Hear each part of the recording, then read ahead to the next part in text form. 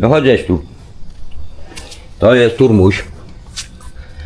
Nowy nabytek, nazywa się Ginger. Na Ginger to on niepodobny, bardziej na turmerik.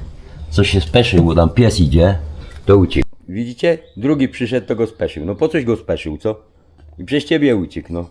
Przez ciebie uciekł, a chciałem go nakręcić. No i co teraz będzie? Teraz ty będziesz w roli głównej, no nie? No. Pies właściciela wybrudził się.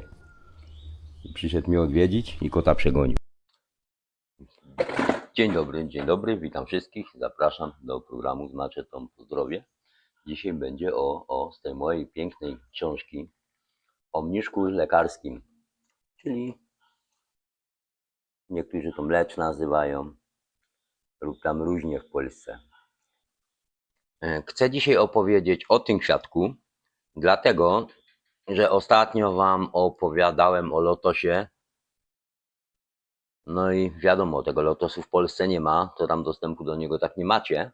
To chciałem dzisiaj o czymś powiedzieć, co wszyscy macie pod ręką. Macie to za darmo, a jest to wspaniałe.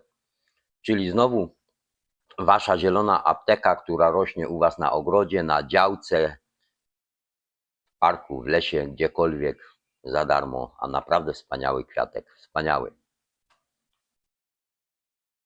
Dobra, od nowa. Więc zaczynamy. Mniszek lekarski. W tamtych okularach to sam siebie nie widziałem, a co dopiero, żeby coś przeczytać. A na początku to przeczytam coś czegoś, później dorzucę kilka obrazków, a później znowu z tych moich wycieczek jakiś ciekawy film wam pokażę. Mniszek lekarski. Kto go tak głupio nazwał? Tego to nie wiem.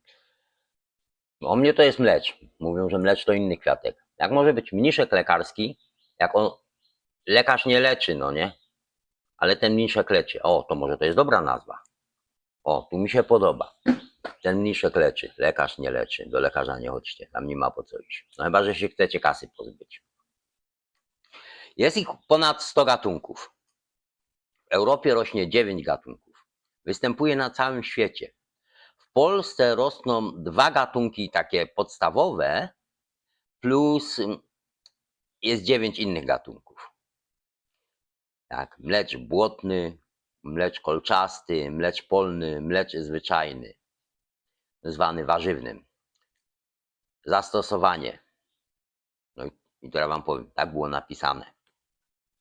Młode liście dawniej były zjadane. Po przeróbce i surowe. A dlaczego dawniej były? Do dzisiaj są zjadalne. W Australii te listki idzie kupić w marketach, mimo że Australia poszła w chemię i we wszystkie wynalazki, suplementy i dziadostwa. Ale liście idzie kupić. We Włoszech są w sprzedaży i w dużo krajach są w sprzedaży.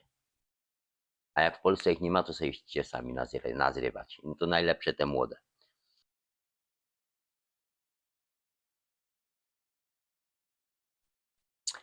No, jedziemy dalej z tym mniszkiem dla urody. Stosowany zewnętrznie przyspiesza proces gojenia się uszkodzonej skóry. Zwalcza kurzajki, brodawki. Do tego celu stosuje się okłady ze świeżych liści lub białego soku, który wydzielają. Mniszek pospolity jest wykorzystywany jako roślina kosmetyczna. Stanowi dodatek do niektórych kremów przeznaczonych do pielęgnacji suchej i starzejącej się skóry. Ja tu w Australii robiłem taką sztuczkę, znaczy nie tutaj, bo teraz jestem w Kambodży, no, w Australii mieszkałem. Przy plaży rosła taka roślinka, nie wiem jak się nazywa, ale też wydziela takie białe mleczko. Roślinka se stoi, urywałem tą roślinkę. Kładłem tak rękę, tą urwaną roślinkę, dawałem tu na rękę, wylewała się kropeczka tego mleczka. Dmuchałem na to, klaskałem, obracałem do góry nogami i mleczko było z tej strony. Ponieważ druga część ta roślinki, którą urwałem, dotkłem tej strony. I do syna mówiłem, widzisz jaki ten chwast jest szkodliwy? Wypalił mi dziurę przez rękę na wylot. Mój syn to kilka lat w to wierzył i próbował to jak to zrobić. I klaskał to i stukał, ale nic mu z tego nie wyszło. No, teraz to już wie o co to chodzi. No ale taką zabawę mi ktoś pokazał i I tak później młodego w rolkę robiłem.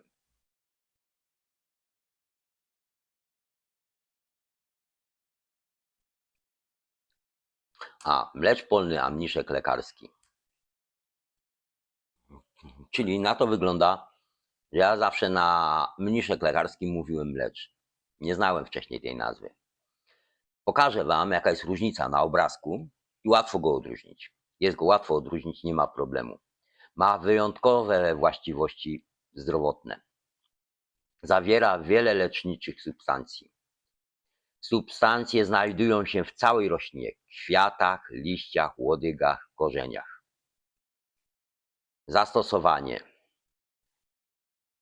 zwiększa wydzielanie żółci w chorobach wątroby i woreczka żółciowego. Podnosi ilość wydzielanych soków trawiennych. Zwiększa ilość produkowanego moczu. Nie prowadzi przy tym do obniżenia zawartości potasu we krwi, ponieważ jego bogactwo w ten materiał równoważy jego utratę z moczem. Obfitość rośliny w sole mineralne zajmuje swoje wykorzystanie również podczas leczenia anemii. Pozwala ona oczyścić organizm z krążących w nim toksyn i przywraca prawidłowy skład krwi. Widzicie? Jaka fajna apteka, jakie fajne lekarstwo, a rośnie na łące. A co gorsza, to jeszcze wam powiem, jeszcze jak w Polsce mieszkałem, to moja sąsiadka tępiła, pyskała te mlecze, bo ona chciała, żeby tylko koniczynka rosła. A ja te mlecze zrywałem tonami i karmiłem króliki. Nigdy ich nie jadłem, bo nie wiedziałem, że on w Polsce nie był tak znany jak we Włoszech czy w Australii, że go używano do sałatek. Kiedyś, teraz nie wiem jak jest. A teraz słyszałem gorszą rzecz. Oglądałem ostatnio na YouTubie i to, co mi się tutaj bardzo nie podoba, te energetyki, że to tu wszyscy wszędzie piją, że w Polsce na to przyszło moda. Że ludzie walą do Biedronki i kupują tą truciznę. Dobrze powiedziałem, to jest prawdziwa trucizna. A kto to kupuje? No, dorośli, ale także dzieci. Także szkolcie wasze dzieci, żeby tego dziadostwa nie piły. Bo będziecie biegać później do lekarzy, do apteki, a to już nie pomoże. Tu jest podana różnica, jak wygląda mlecz polny, a mniszek lekarski. Używamy mniszek lekarski, mimo że z lekarzem to on nie ma nic wspólnego, bo mniszek leczy, a lekarz nie. No ale to mało z tym. Używamy mniszek lekarski, różni się tym, że na przykład na łodydze ma tylko jeden kwiatek, a mlecz polny ma wiele kwiatków. No i tego używamy jako zioło, a ten jest używany jako chwast. Tak to zrobiłem tą fotografię, nakręciłem, żebyście to mieli jak rozpoznać. Mniszek pospolity pozytywnie działa również na układ odpornościowy. Zawarty w nim interferon zmusza organizm do podjęcia walki z bakteriami i wirusami. Zioło obniża również poziom glukozy we krwi, co umożliwia stosowanie mniszka w początkowym stadium cukrzycy oraz działa rozkurczająco. Kwiaty stosuje się w trakcie leczenia przewlekłych nieżytów gardła i jamy ustnej. Regulują także zaburzenia miesiączkowania i jajeczkowania. Pamiętam syrop z tego mniszka, no u nas to mlecz nazywali, ale pamiętam ten syrop. Nie chodziło się do apteki, takie rzeczy się robiło. O, mniszek dla urody. Jak działa? A zjecie takiego kwiatka i wyglądacie jak ten króliczek.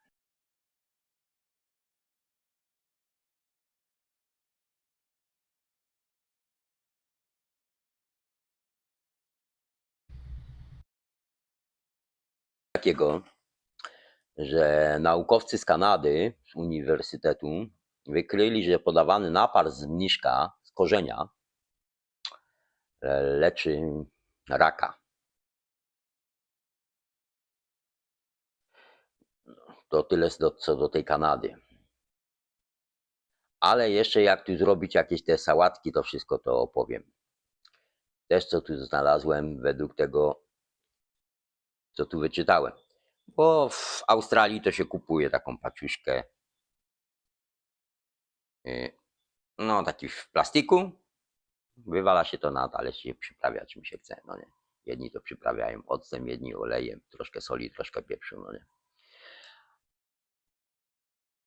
Liście i korzenie mniszka nadają się do spożycia zarówno surowe, jak i gotowane. Z liści można przyrządzać sałatkę wiosenną, która w Polsce jest mało popularna, w przeciwieństwie do innych krajów. Młode liście jako przyprawa dodawane są także do zup i sosów. W Europie Środkowej spożywano liście mniszka w przednówku. Ja nie wiem, co to jest przednówek. Dawniej pąki koszyczkowe wykorzystywano jako namiastkę kaparów, a prażony korzeń zastępował cykorię. O, ciekawe, bo ja bardzo lubię kawę z cykorii. Z płatków kwiatowych mniszka z dodatkiem cytryny i cukru uzyskuje się wino kwiatowe o charakterystycznym miodowo-ziołowym bukiecie. Korzeń mniszka wraz z korzeniem łopianu jest składnikiem tradycyjnego orzeźwiającego napoju, szczególnie popularnego w Wielkiej Brytanii. Herbatę ziołową sporządzać można z różnych części roślin. O właśnie, pamiętajcie o tym. Z różnych części roślin.